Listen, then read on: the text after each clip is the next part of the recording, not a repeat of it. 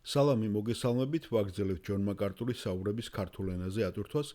ეს არის ბიბლიური კითხვები და პასუხები. Შემდეგი კითხვა ძალიან საინტერესოა, და რომელიც საქართველოს არ იყო გამონაკლისი, რომ ეს თემა და ეს პრობლემა არ შეხებოდა. კერძოდ ეს ეხება რეინკარნაციას და მე გავუცდი, როცა საქართველოში გავიგე, რომ კაბალა მიმდევრები ყოლია კაბალას, ხაგავად კიდას მე თვითონ მოვესწარი. ჩვენც ბიბლიას სანამ გავეცნობთ მახსოვს შევიძინეთ კიდევაც ეს ხაგავადის წიგნი და აღმოსავლურ რელიგიებით დაინტერესებული იყო საქართველოს ყოველთვის რაღაცა იოგათი, ინდუიზმი და ასე შემდეგ, ხომ? და ყურანშიც თუ იყო რეინკარნაცია, არ ვიცოდი ეს და მითითება ბატონი ჯონი ამაზე პასუხობს. კითხვა ესეთი არის აუდიტორიდან. მე ჩემი სახელია გორდი კარლსონი და მე მაქვს შეკითხვა. მე ვესაუბრებოდი რამოდენიმე ადამიანს და ისინი მეკითხებოდნენ რეინკარნაციის შესახებ. და მე ვცდილობდი შემდეგ გამომეკვლია და მეპოვა რაღაცა გადამკვეთი, ესე ვთქვათ, წერტილი, სადაც მაგალითად რეინკარნაცია იქნებოდა ძველ აღთქმაშიც მოხსენიებული, წმინდა წერილთან სწავლებასთან დაკავშირებით. როგორიცაა მაგალითად კაბალა, თალმუდი და ასევე სხვა არაბიბლიური რაღაცა ნაშრომებიც. მე ჩემი კითხვა ესეთია, ჯონ, შეიცავს თუ არა რეინკარნაციას, ან რეინკარნაციის ცნობებს ბიბლია? გასაგებია, მადლობა. მე ასე ვიტყოდი, ძირითადად კაბალა, ყურანი, ხაგავად გიტა, ყველა მათგანს აქვს მინიშნება რეინკარნაციაზე. ახლა არ დაგვავიწყდეს, რომ ყველა მსოფლიო რელიგია ბაბილონიდან გამომდინარეობს, გასწოთ ხო, ბაბილონის გოდოლი, როცა ისინი გაიფანტენ. მაგრამ ჩვენთვის გასაგებია იმის გაგება, როდესაც ხალხი გაიფანტა და ისინი მიმოიფანტენ და გამრავლდნენ მთელ დედამიწაზე, ხო? გაიშალნენ. მაგრამ თანამედროვე დროდან თუ შევხედავთ შედარებით, ხო? ყველა მსოფლიო რელიგია გარკვეულწილად წარმოიშვა ინდუიზმისაგან. და ინდუიზმი კი მთელი სისტემა აგებულია რეინკარნაციაზე. და მთელი იდეა ის არის, რომ თქვენ უბრალოდ განაგრძობთ ამ რეინკარნაციას შესვლა-გამოსვლას სამყაროში, სხვადასხვა ფორმებით. და ამიტომაც ისინი იცით ხომ, რომ არ ხოცავენ ძროხებს, არ აბიჯებენ ბუზებს, რა ვიცი, ტარაკნებს და ასე შემდეგ. არ კლავენ ვირთხებს, თაგვებს. გასწოთ ხომ, როდესაც ჩვენ ვაკეთებდით სერიას მოწაფეების ლოცვის შესახებ, გასწოთ ხომ, საკვების შესახებ და ვახსენეთ ინდოეთი. იცით რატომ შიმშილობს ინდოეთში ხალხი?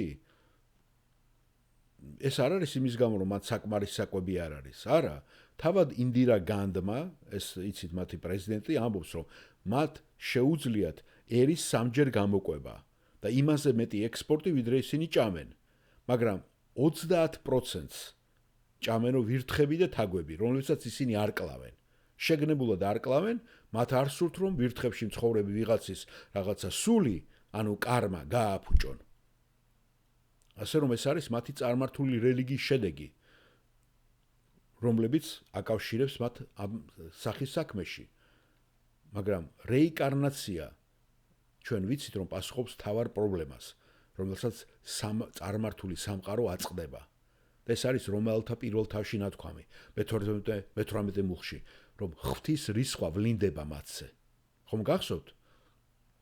ეს არის სახარების გული და სული, რომ ღმერთი აპირებს რისხვას გამოვლენას ცოდვილ ადამიანზე. ამაზეა მთელი აგებული, ხომ, ჩვენი ბიბლია. რომ თუ შენ არ მოინანიებ, არ აღიარებ ამ შენ ცოდვილ ბუნებას, არ მიიღებ იესო ქრისტეს გამომხსნელად, შენ რჩები ამ რისხვის ქვეშ. და ახლა როგორ შეიძლება ადამიანმა რომ უარყოს ეს? როგორ გაურბიან ისინი ამას? ეს მათი დილემაა. ეს არის სწორედ მთელი რელიგიების, წარმართული რელიგიების არსი, რომ გაექცნენ ღმერთის ამ რისხვას. იმიტომ მათ არ სურთ ღმერთის მიღება. მათ არ სურთ ჭეშმარიტების მიღება. მათ არ სურთ სიმართლე. მათ არ სურთ სახარების მიღება. ამიტომ როგორღაც მათ ხომ უნდა თავი დააღწიონ ამას, ან თავი დაემშვიდონ, ხო? და შეცვალონ განჯის ეს კონცეფცია. გასწოთ ხომ ბიბლიაში ნათქვამი ებრაელთა 9 თავის 22 მუხლში. ადამიანს აქვს დანიშნული ერთხელ სიკვდილი და ამის შემდეგ განკითხვა. ანუ ადამიანი როცა ერთხელ იბადება, ის ერთხელ კვდება. ამის შემდეგ მოდის განკითხვა. აი აქ უკვე всё ხაზია გადასმული რეინკარნაციაზე. ამ ერთი მუხლით უკვე ნადგურდება რეინკარნაციის გაგება. დიახ, მასეა ჯონ, აუდიტორიდან პასუხობს გლენი. ნება მომეცით რომ კიდევ უფრო ცით წავიდე. იმ მომენტში, როცა ეს ადამიანის სისტემა ამბობს ჩვენ უარყოფთო განსჯას, გასვოთ მეორე პეტრეში ნათქვამია.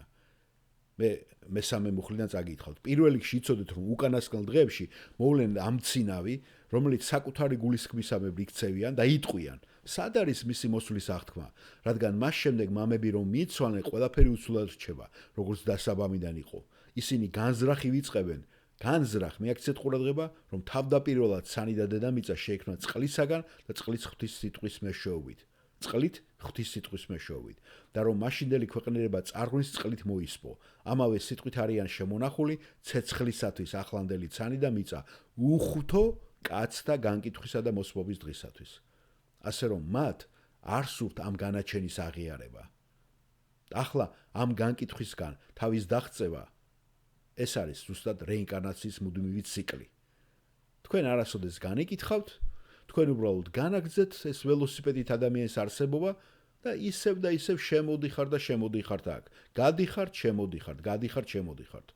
არავითარი შედეგი ამას არ მოაქვს. თქვენ რასაც აკეთებთ, გარდა თქვენი კარმის დაკნინებისა ან ამაღლებისა ცხოვრებაში. ეს არის გათვლილი დიზაინი განსჯის რეალობის თავიდან აცილების მიზნით. გასაგებია? და აუდიტორიდან კიდევ აგრძელებს გლენი.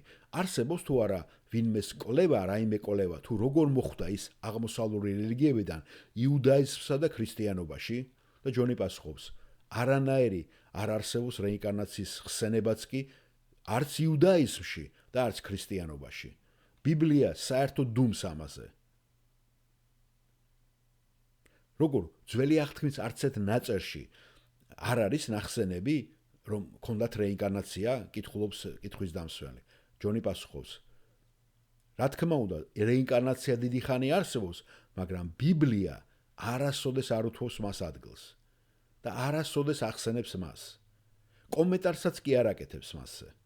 თუ თქვენ ერთ მუხლსაც მოძებნით, მადლობელი ვიქნები. მე მყავს მეგობარი სახელად ჯონ უელდონი, რომელმაც ბევრი კვლევა ჩაატარა რეინკარნაციის შესახებ და მას აქვს ახალი წიგნი ოკულტიზმის შესახებ და თქვენ შეგიძლიათ გადაამოწმოთ იქ, შეიძლება იყოს იქ განყოფილება ამაზე. ასევე საერთაშორისო სტანდარტული ბიბლიის ენციკლოპედია, ან ზონდერვანის ენციკლოპედია, ან ბეიკერის თეოლოგიის ლექსიკონი შეიძლება თქვენ მოძებნოთ იქ სექცია რეინკარნაციის შესახებ და უფრო მოგაწოდოთ გარკვეული მეტი ისტორიული ფონი ამის შესახებ. კარგით? გმადლობთ ამ კითხვისათვის.